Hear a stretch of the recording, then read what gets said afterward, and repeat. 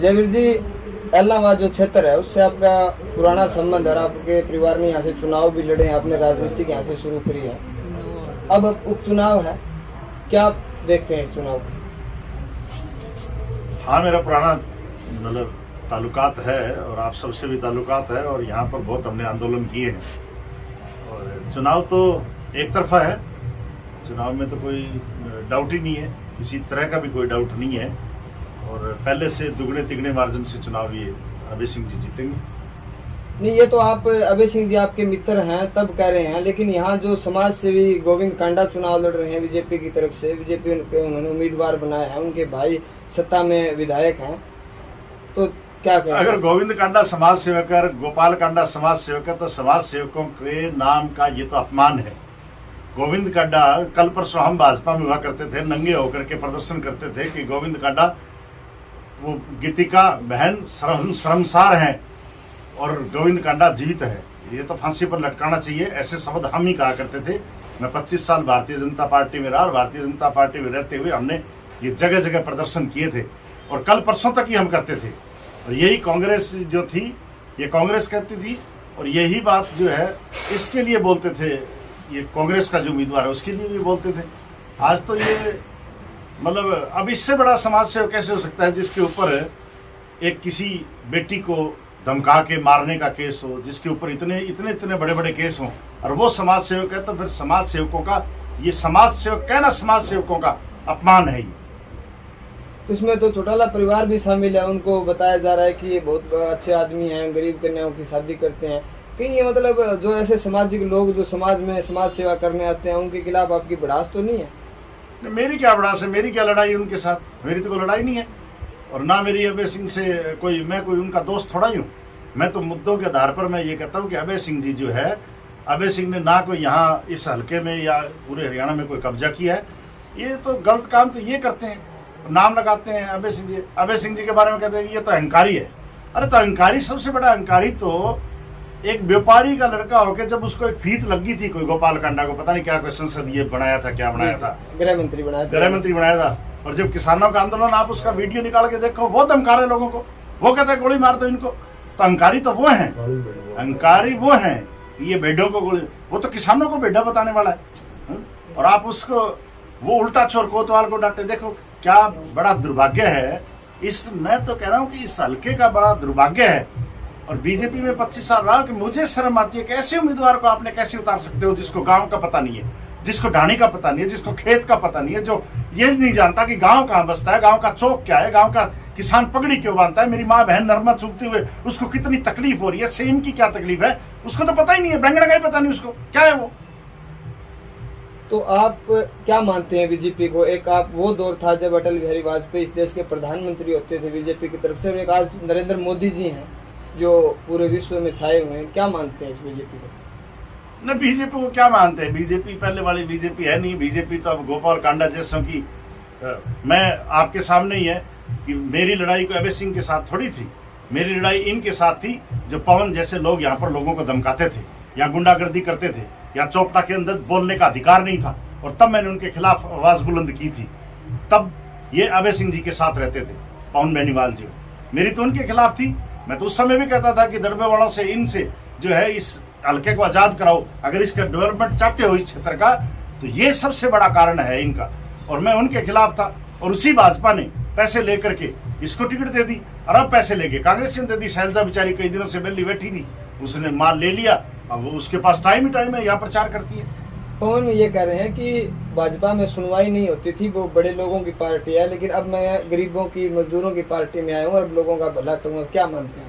हाँ, वो बिल्कुल। वो जब टिकट लेके आया था तो गरीबों को भी इतने पैसे किस लिए दे के आया था? सुनवाई नहीं थी तो क्यों रहा 7.5 साल।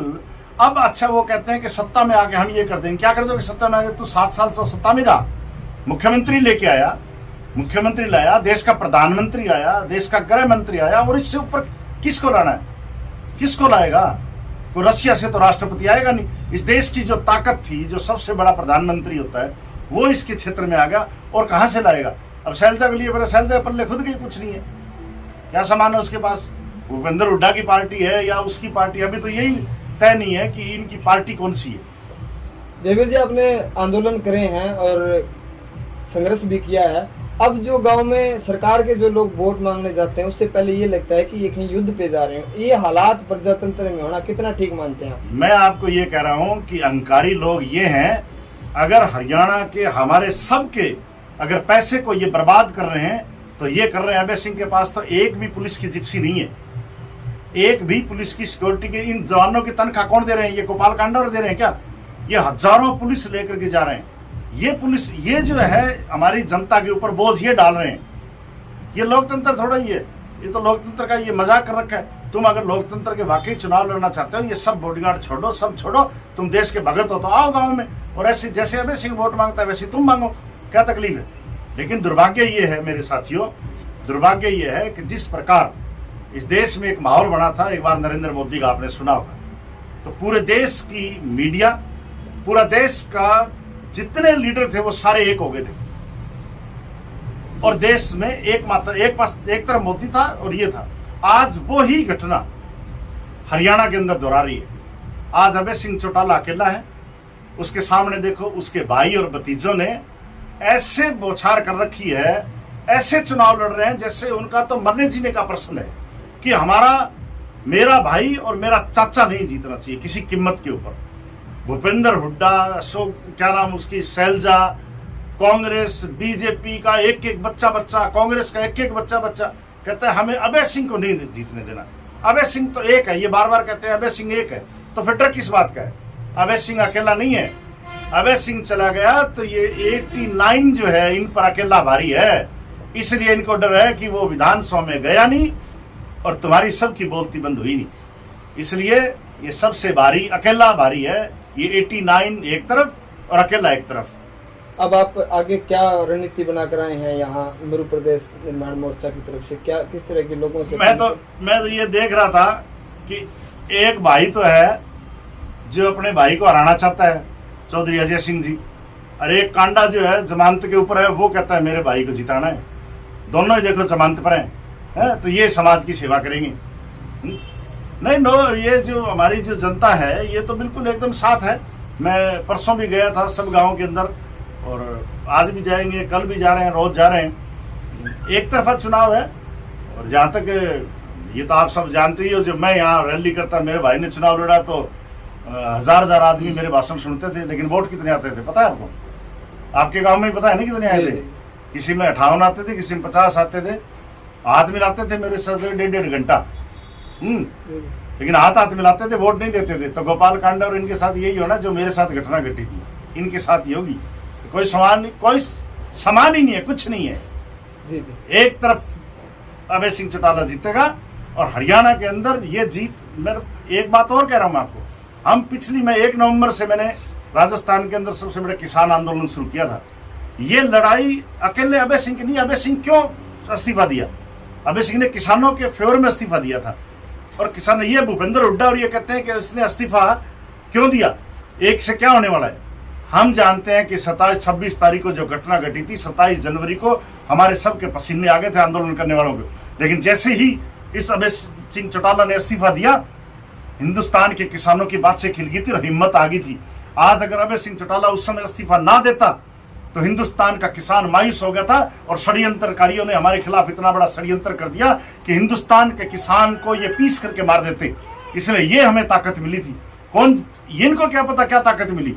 हम बॉर्डर पर बैठे थे, और जब हमारे को इन्होंने झूठे आरोपों में लगा करके जब हिंदुस्तान के किसान को इन्होंने इतना अपमानित कर दिया था, लेकिन जैसे ही 27 तारीख को इस्तीफा हुआ तो हमारे को बॉर्डर पर बैठे हुए हमें इतनी ताकत मिल गई थी कि एक आदमी तो, कम से कम एक राजनीतिक आदमी तो जो है वो हमारे साथ खड़ा है और इस्तीफा दे रहे।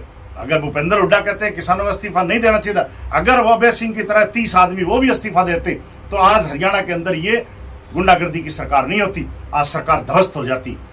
हिंदुस्तान की सरकार को सोचना पड़ता, और दूसरे प्रदेशों के अंदर यही सत्ता के जो लालची बैठे हैं, अगर ये सारा इस्तीफा देते तो आज हिंदुस्तान की सरकार को हमारे 3 बिल वापस लेने पड़ते, और किसान की MSP की गारंटी लेनी पड़ती, और किसान की सुनवाई करनी पड़ती। अगर अभय सिंह ना होता तो मैं आपको गारंटी साथ कहता हूं, हमारा जो ट्रैक्टर को इन्होंने उसी काट में ले लिया था कि हम 10 साल का ट्रैक्टर को 10 साल को हम लेंगे और 10 साल को हम डिस्ट्रॉय करना पड़ेगा।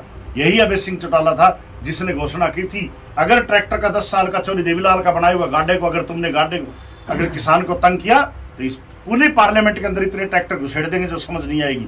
तो इसलिए साथी, हम तो इस प्रचार में इसलिए आए कि एक दमदार आदमी है, अगर ये अभय सिंह को कोई नुकसान होता है तो हिंदुस्तान के पूरे किसानों को नुकसान होगा। ये बात मेरी लिख लेना, किसान, हिंदुस्तान के किसान को ये पीस के मार देंगे।